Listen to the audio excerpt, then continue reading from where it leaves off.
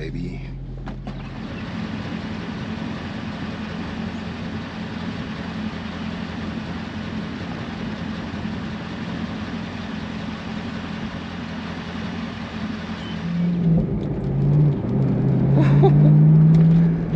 Oh.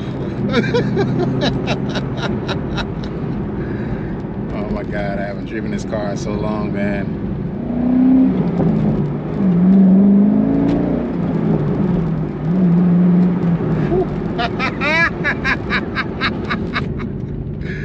Okay, man. Oh my goodness. So some of you may already know, some of you guys have guessed it, whose car this is.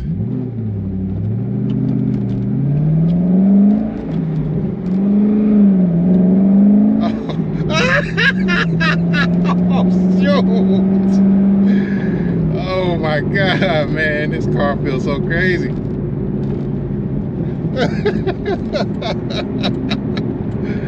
Oh my goodness, man.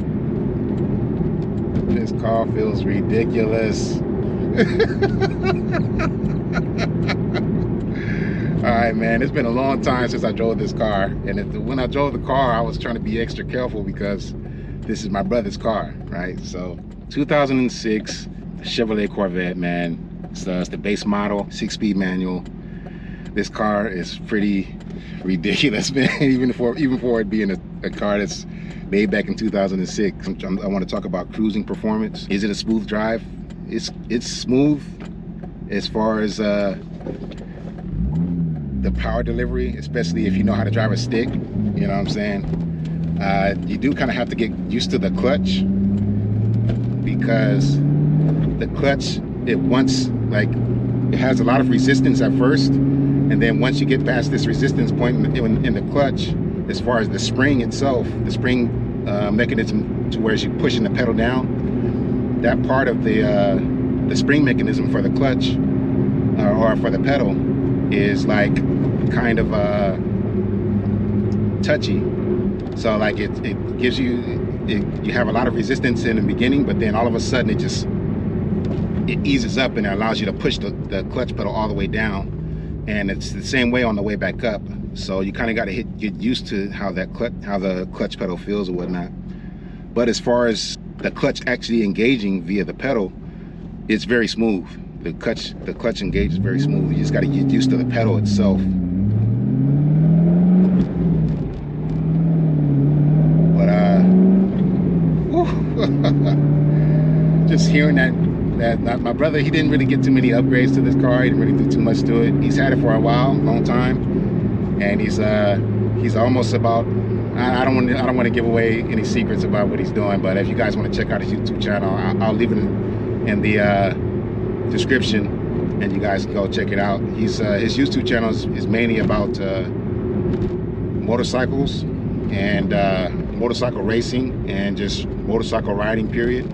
But he's a new to the motorcycle racing scene, and he actually just won his first race via his circuit. I forget which circuit that he's a part of, but he just won his first race last season, and the new racing season is coming up. So make sure you guys check out his channel. I'll leave it link in the description or whatnot. But yeah, man, this car, man.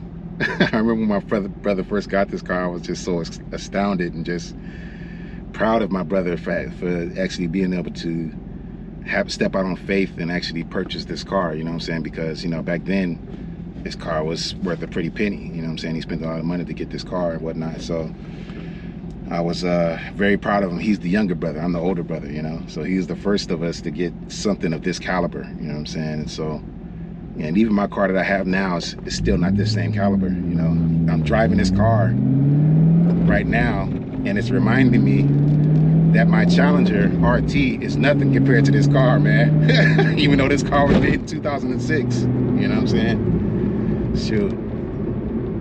So if I can talk about the performance as far as cruising and whatnot, you can cruise in this car, but just hearing that exhaust, you don't want to cruise. When you hear it, it just makes you feel like, okay, yeah, let's go crazy in this car, man.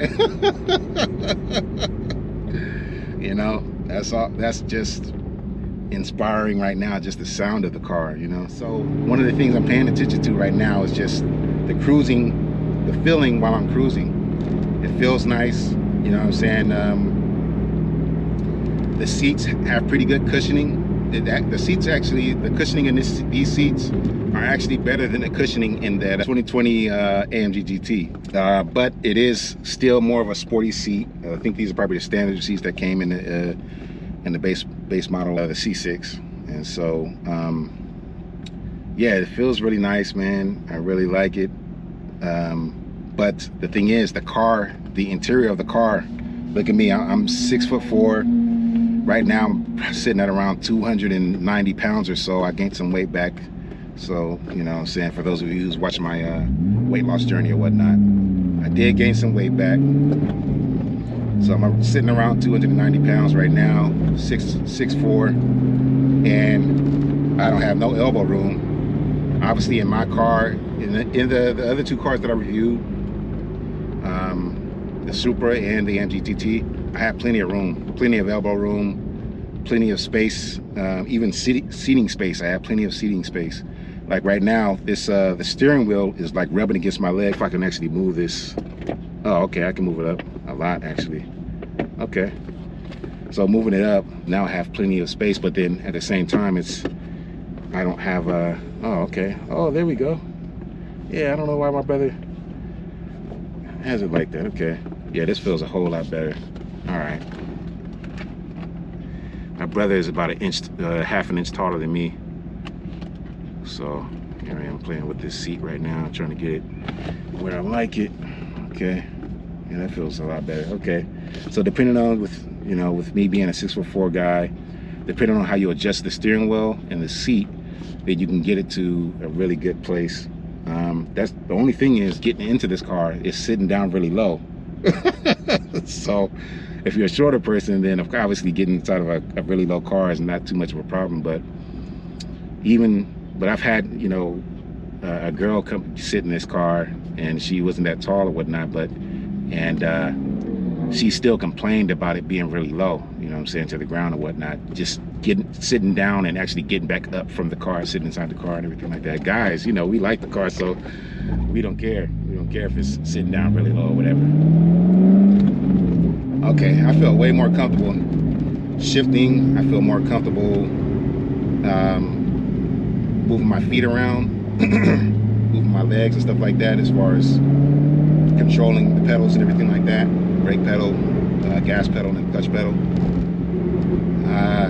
Obviously, I feel way better as far as controlling the steering wheel, where the steering wheel is at. I moved it closer to me, and I moved it. It was already sitting at about this level. I just moved it closer in to me. So it feels a lot better. I feel like I can control the car a lot better. Now that I'm actually have both my hands on the steering wheel, I'm at 9 and 3 right now. The steering doesn't feel as tight as those other two cars that I did a review on, or first impression on. So I can already attribute that to the fit and finish of this car. And it's just because over time, the fit and finish just becomes a little looser. Things expand and retract and everything like that over time. And so I can probably just attribute that to the fact that the car is older. It's what, 14 years old now. So yeah, the car is 14 years old now. 16 years old now, actually. So with all that being said, man, just driving at cruising speed, with me being a 6'4" guy, adjust the seat and adjust the steering wheel, and it's not too bad. Obviously, if I lost weight, I'd feel even more comfortable inside this car. But as you can see, you can just even look at me and see with the camera angle that you're looking at right now, and you can see that, you know, I am kind of squished in here a little bit, you know. But it's not too bad. It's comfortable enough to where a guy who's my size will drive the car just because they love the car. Alrighty, so man, I haven't done any too spirited driving yet. I just kind of giving you guys my gist of it. The suspension feels nice. I mean, obviously it's stiff, but at the same time, it's not too stiff to where it doesn't feel like a comfortable ride. The suspension is soft enough to where it's still comfortable. haven't played around with any of the modes yet. My brother told me I shouldn't take it out of cruise control. Is that who I think it is? Here I am doing a review of my book. One of my best friends is right there. Right behind me.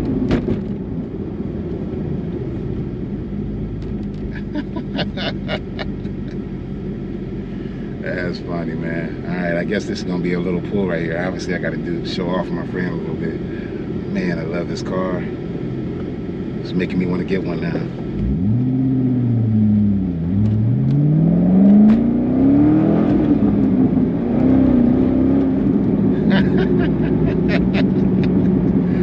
Okay. All right. I didn't do too much, but where the heck is he going, man? I gotta talk to him real quick and see where he's going. Oh, he's making a left. Okay. I'll see him next time. Just like I said, it's an older car. The fit and finish is not the same as what it used to be, being a brand new car or whatnot. I do like the interior, the way it looked. It's still, you know, even though it's 2022 right now, it still has a, to me, it still has a modern look to it. It doesn't look like this per se the C5. The C5 has definitely has an outdated look, you know. Look at this guy. People just do not care, huh? One thing that a lot of people complained about with this car is the door latch. There's actually no door latch to open the door from the inside or the outside. Actually, there's just a button that you push. So on the outside, you put your hand in, reach in on the inside of the door, this little compartment on the inside of the door jamb or whatnot. This little compartment, you put your hand in there, and then you just touch this pad and pull outwards, and then the door automatically opens. And then the same thing for the interior. There's just a button that you push to actually open the door. Like on the handle on the inside of the door, you just press this button that's on the handle, and then the door opens up. So a lot of people complained about that because of security reasons. So now here we are on the freeway, and we're seeing how this car feels on the freeway. Feels good, you know, just cruising on the freeway. Feels really good. Right now, I was just in 5th. Now I'm in 6th now. Probably around 1,700 RPMs right now. This car is perfect for a long trip, as long as you can deal with kind of being cramped up a little bit. Obviously, a shorter person, just like I said, it's not going to be too much of a problem. But somebody who's taller, your legs can fit in here with no problem. But it's just more so of elbow space. You don't have much elbow space for a person that's taller. So you do kind of feel confined and kind of cramped. But there is plenty of leg room. I have gone on a few long trips with my brother in his car, sitting in the passenger seat, and I had really no complaints. The only complaint that I had was just being overweight. So I'd say that with, if you are kind of big, I think I was like maybe 330 pounds when we went on that long trip. So I was a lot bigger than what I am right now. And so that was the only problem, is this, just me being overweight and feeling uncomfortable sitting in the seat. But oh, there you go. I mean, I don't know if you guys can see that, but even though the fit and finish is old, it still is very responsive. The steering wheel is very responsive, especially at higher speeds. It's a nice A7 that we're passing up right now. Audi A7. It would be nice to do a review on those. It's black with gold rims. Very nice. It's a nice look for that car.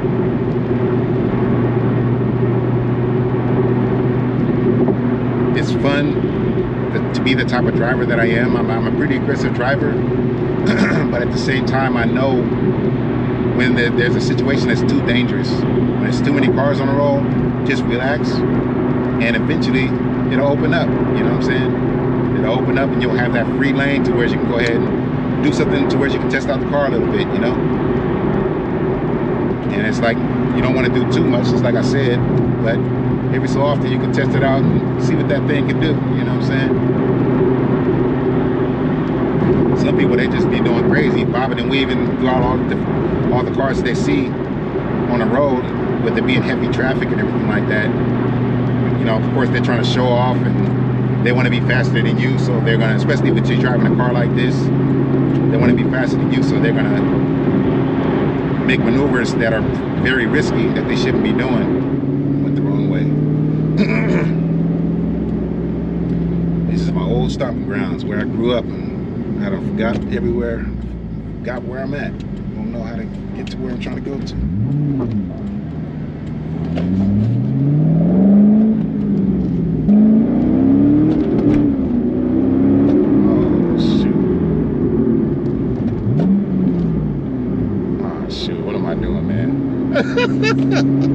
Somebody pulled out in front of me and I had to take off or I had to slow down real fast.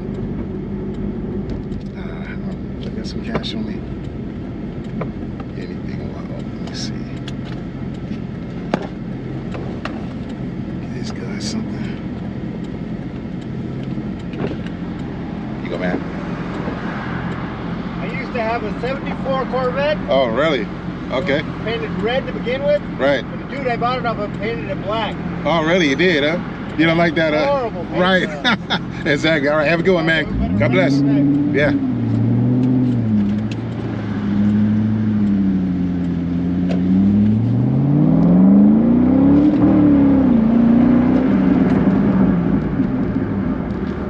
All right.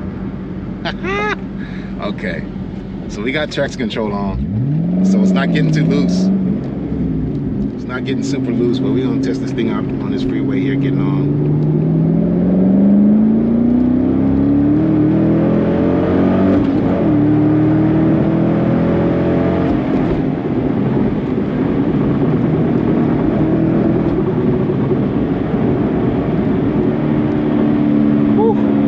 Listen to how that sounds.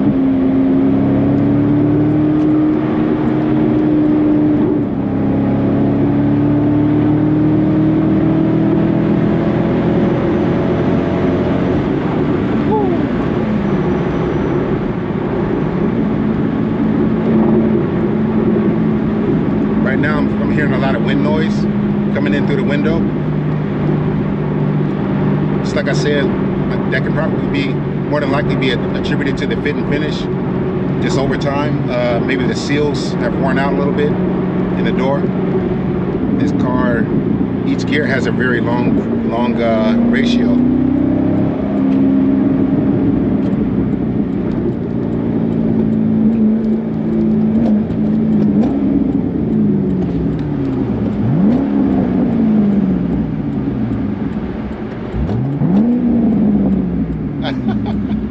This car has crackle and pop, man. It has the crackle and pop.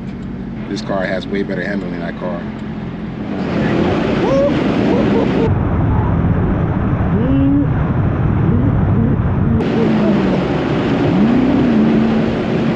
So every time I try to take off, it just bogged down. I can't just take off the way I take off in my car. Something's going on with that.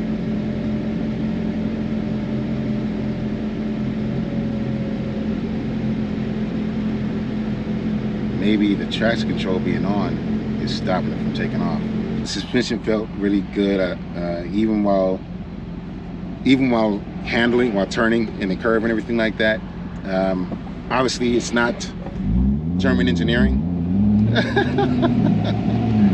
So with that, it's nowhere near. It's not confidence inspiring like that AMG GT was. You just felt like no matter what, when I go around this curve, nothing's gonna happen. But with this car, you felt good going around the curve, and you felt that you can handle the curve, more curve than probably the average car. Definitely more than my Challenger. But at the same time, you also feel like at any point this car could get away from you while in the turn, just because of the mere fact that this car has so much torque. You know, the engine has so much torque in this car, so you still want to be careful while cornering. That causes the driver, myself, to want to be a little more cautious while cornering. Maybe just don't get on the gas, or get on the gas but feather it. You know, don't be on it really heavy. You know, while you're cornering and whatnot.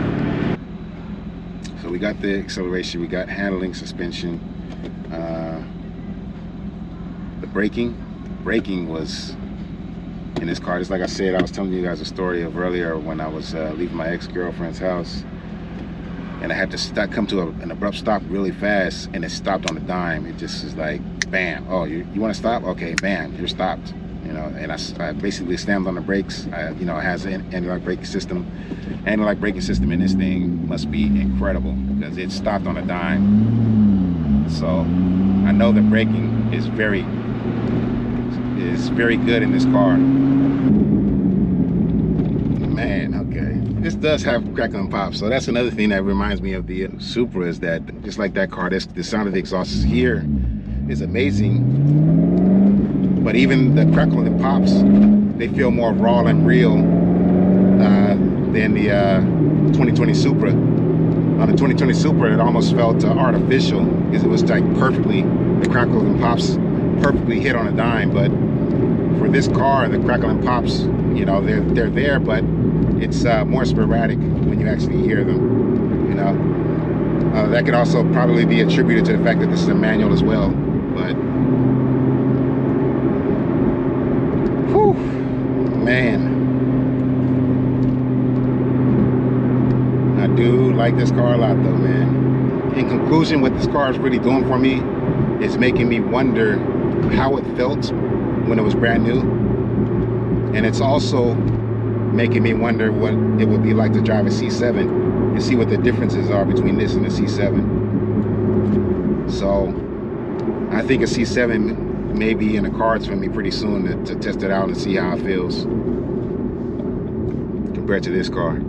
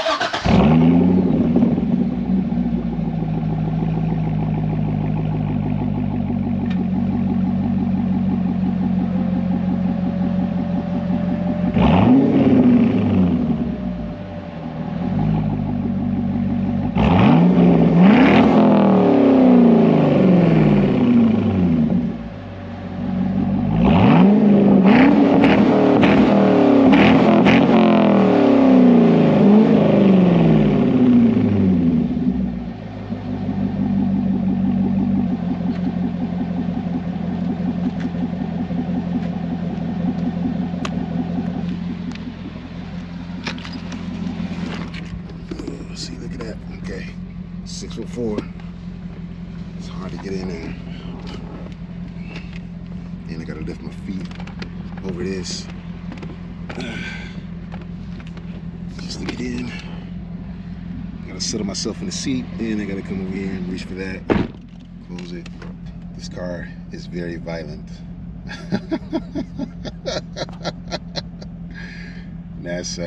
Maybe I should change that to a new rating. This car is violent. That's what I'll call it. Very nice, man. But as you can see, the exterior, just like I said, we got the manual stick shift, the Steering wheel still looks pretty modern, you know, still a nice looking steering wheel. The dash, we got 200 on the dash right down in there. And yeah, man, it still looks pretty darn modern in the interior. You know, here's a view from the driver's seat right here, from a 6'4" human being. Just like I was saying earlier, it's like you don't really have a place to put your hands. Obviously, there's no paddle shifters there like in the Supra. The steering wheel for the Supra was like perfect for me. I love the steering of that steering wheel. But this steering wheel, it's like, okay, I got to be a little bit above 10 and 2, or not 10 and 2, but 9 and 3 in order to grip on both sides. If I get exactly at 9 and 3, then it's kind of hard. You can't really wrap your fingers around it to get a really good grip around on the steering wheel. There's no, I don't like the feeling right here. You know, I mean, I guess you do have a, it does have like a little pocket right there for you to stick your thumb into to grip onto the steering wheel. But holding the steering wheel like this, I do that sometimes when I'm cruising, and then obviously like this as well. A little tip, if you want to become a better driver, whenever you're doing aggressive driving, like you're trying to pass somebody or you're trying to, you know, of course you're not supposed to be racing, but if you're doing that, or if you're going around a corner kind of aggressively, always put 2 hands on the steering wheel. Put both hands on the steering wheel. You should have it at 9 and 3, but 10 and 2 will work as well. 10 and 2 will work as well, as far as doing some kind of aggressive driving. When you try it out, you'll see what I mean. You have more control of the car and what it's going to do. But yeah, when I'm cruising, I'd probably put my hand down here like this, like that maybe, or put it up here. Whenever you're driving fast, do not have your hand right here. Unless you have a stick, then obviously you want to have a hand right here so that you can shift and everything like that, so you can have control while you're shifting. But once you're done shifting, put both hands back on the steering wheel and move them to 9 and 3. So finally wrapping up the video, the last thing I wanted to talk about is the exterior look of the car, the aesthetics. I really like this car better than any of the other generations of the Corvette. The C6 is my favorite, with the exception of the C8. You know, the C8 is just on another level. But even with the C8, there's the rear lights. I don't exactly like what they did with it. I wish they would have done something else. I can't think of what they could have done with the way that they designed the body, but something about it just doesn't quite sit all the way well with me. But with the C8, obviously the lights in the back and, you know, just the overall design of the exterior it just feels like the ultimate Corvette. It's definitely better than the C6 or the C7 to me, and it's better than all the previous generations. This car is very sleek, and it has smooth lines, but at the same time it has very sharp lines in the places where it seems to need it, and it makes the car look very aggressive. And this car in particular, you know, when you see it out of the corner of your eye, or if it's passing by really quickly, it can kind of, to a certain degree, remind you of a Ferrari 458. And I just love that it's reminiscent of the famous Ferrari, you know. With that being said, let's make sure that we continue to reach for our dreams and accomplish our goals. I really hope that you guys enjoyed this video, and I'll see you in the next one. Peace.